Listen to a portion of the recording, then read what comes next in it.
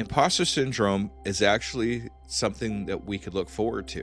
It's something that we can use as a guide to know if we are feeling imposter syndrome. That means we're heading in the right direction. Use it as a guide, as a tool. Use something that seems so negative at first and do something that's positive. Turn it into something you can use to point you in the direction that you're actually supposed to go. If you start feeling imposter syndrome, then you are going the right way. If you're not feeling imposter syndrome, then you're probably not heading in the right direction. You have to feel at least a little bit of it to know that you're going the right way. The hurdles aren't in the way, but the hurdles are the way. All right, hello, Scooba believers, and welcome to the Undiscovered Entrepreneur with me, Scoob. Today we're actually doing something a little bit different. I'm doing one of my first solo episodes for this year. I plan on doing a couple. This is actually going to be one of three. The things we're going to be talking about in these next 3 episodes that I'm putting out are imposter syndrome, perfectionism, and fear of failure, or fear in general at that particular point. So it's really important to understand that these are the things that I've been working on, studying, and putting together. Just everybody that I've talked to over the last 4 years have compiled everything into what I'm going to be talking about over the next 3 episodes. So keep that in mind as we go along here, because you are going to fit in one of these episodes. If you don't fit in the one that I'm going to be talking about now, wait till the next one, or wait for all 3 of them to come out and then find the one that you want to listen to. So it critiques to what you're looking for and what you're experiencing in the 4 hurdles of stop. So what we're going to do here is the very first episode we're going to talk about today is imposter syndrome.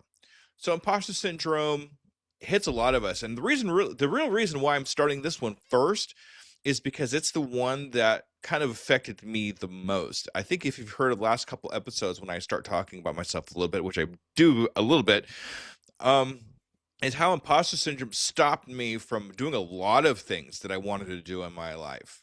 So let's concentrate on that one first. So the first thing we're going to talk about here is crediting your work, your hard work, and your accomplishments to external forces.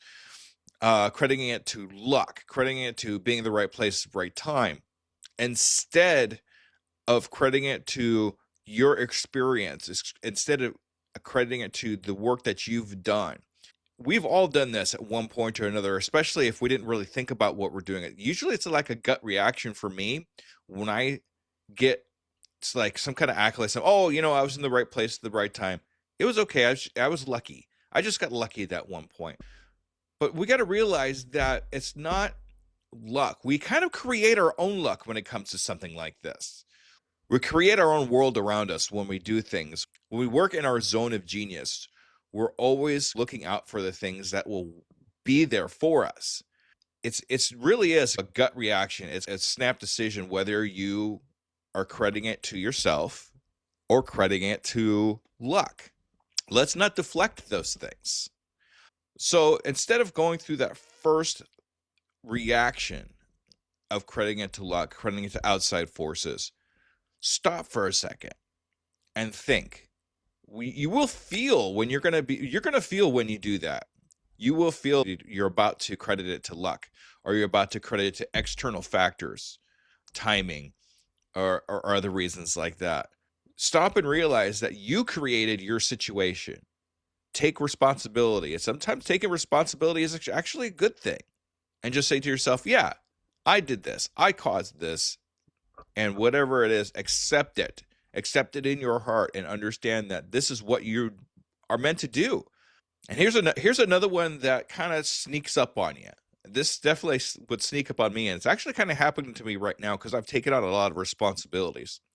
And that's just plain overworking to prove yourself to other people that you have the capability of being who you are.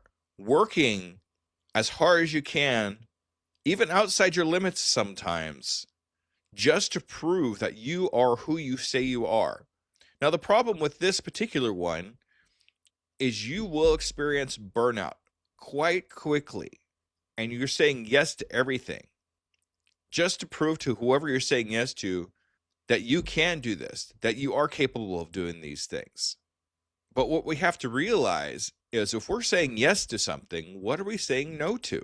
A lot of times we'll say, yes, we'll take this job, but then it's going to take away from time with your family, or it's going to take away time from your, what I call the 20%, your time to be creative. I myself have really bitten into a lot of my creative time to do other jobs to prove to other people I can do what I'm doing. And I think that's one of the major parts of my imposter syndrome that I do, is just working so hard to prove I could be who I really say I am. So keep in mind that whatever you're saying yes to, there's a no. But remember, there's an opposite of that too. Whatever you're saying no to, what are you saying yes to? If it's something that comes across that's not in your zone of genius and you really feel like it's just extra work, instead of just saying yes to it, just say, no, thank you. I have other things that are more important. I have other things that I'm working in my zone of genius with. Heck, they'll probably even ask you, what is the zone of genius? And you could tell them. So don't overwork yourself to burnout just to prove, not just to other people, but to yourself, that you are capable of doing what you say you're doing and letting that imposter syndrome take over. Feeling unworthy. This is a big one too. And I think this is probably the most common one that I come across in all the entrepreneurs that I've interviewed over the last 4 years. They get stuck in the who am I? Who am I to do this? Am I worthy enough to do this? Am I worthy of the praise that I'm getting? Because sometimes it could be overwhelming, especially if you suffer from a really heavy case of imposter syndrome. There's just too much coming at you when it comes to praise. I mean, you do a lot of stuff, right? We all work really hard in our businesses to do what we need to do, to accomplish what we need to accomplish. And sometimes it could be overwhelming when you have a lot of people saying, I really love what you're doing. And then you start thinking to yourself, are they just saying that to be nice? Do they really mean it? You get a lot of that from family. If you ask for an approval from a family member or a loved one or something like that, and they say, yeah, that's great. Are they saying yes because it's great? Or are they saying yes because they're trying to be nice to you and encourage you? When a lot of times all you want to hear, which is really strange, but all you want to hear is no, but I would make this change. Sometimes, especially for me, I get a little bit weirded out when I hear somebody say, yes, this is great, do it just like that. And I'm like, no, that's not what I want to hear. I want to hear how it's bad so I could change it. But ultimately, when you hear these things and you start feeling unworthy of the work that you're doing, it could be very overwhelming. So instead of feeling overwhelmed or unworthy of these things, in the back of your head, you have to understand that we work hard as entrepreneurs and doing what we do to be able to accomplish what we're going to accomplish. And we do deserve these things. We do deserve the accolades. We do deserve the praise and the affection of people when we do something and are successful at it, because we worked hard for it. Don't shy back from praise. Just accept it. If you really have to, and you know you're feeling that way, just give a thank you. Thank you for the kind words. Just some positive words to take in those positive things. Don't deflect them. Sometimes people are saying that for a reason.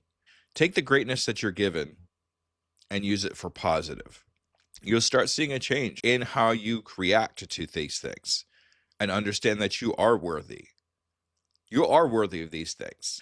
All right, so what do we do when we actually start feeling imposter syndrome sneaking up on it? You feel it. You will kind of sweat under the arms a little bit. Your heart might start pumping a little bit more. You know what imposter syndrome feels like. I know I do. Imposter syndrome is actually something that we could look forward to. It's something that we can use as a guide to know if we are feeling imposter syndrome. That means we're heading in the right direction.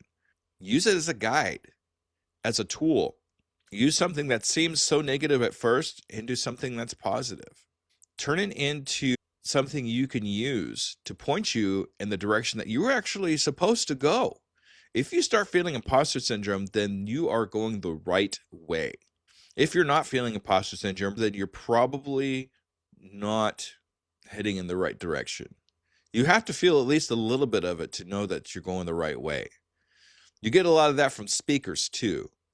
A lot of really, really high paid speakers will tell us all the time that they feel imposter syndrome when they get up on that stage.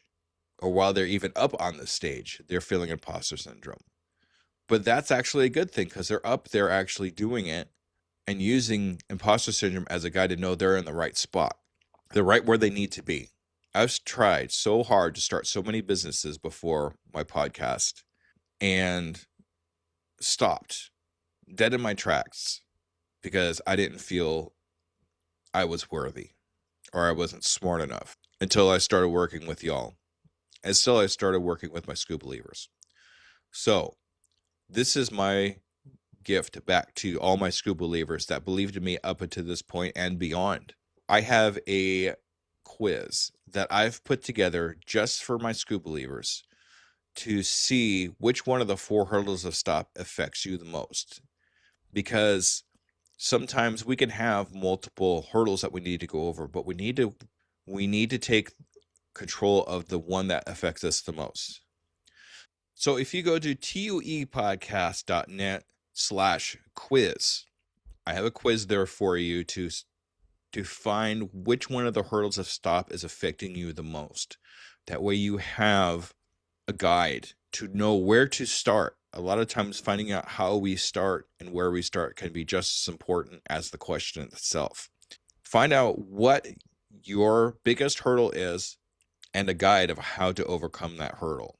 Don't let imposter syndrome stop you from getting across the start line in your entrepreneurial adventure. Instead, use it as a guide. Use it as something positive that will lead you in the direction. Because we got to remember that the hurdles aren't in the way, but the hurdles are the way. All right, everybody. Thank you so much for this episode. Subscribe to this channel if you want to hear the other hurdles of stop that we're going to go over the next couple of episodes. All right, everybody. Thank you. Bye-bye.